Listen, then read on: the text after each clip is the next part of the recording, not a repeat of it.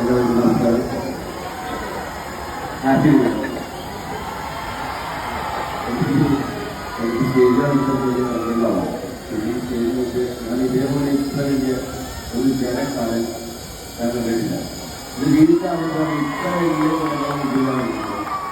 അതിന് പ്രശ്നങ്ങളിൽ ഈ അടുത്ത എപ്പോൾ ഏത് പ്രശ്നമുണ്ടെങ്കിൽ ഞാൻ ഉറപ്പായിട്ടും യാത്രയും സ്ത്രീകൾ രാവിലെ കാരണം അതിൻ്റെ അവിടുത്തെ ഇവിടുത്തെ നടത്തുമ്പോൾ അതിൻ്റെ ആ ഒരു എനർജി എല്ലാവരും ഓരോ കുട്ടികളും എല്ലാവരും ഓൺലൈൻ നടക്കുന്ന നമുക്ക് വളരെയധികം സന്തോഷം തോന്നി.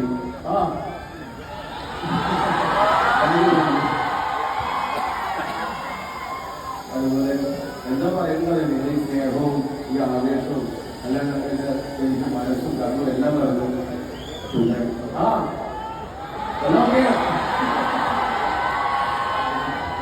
അപ്പം എന്തായാലും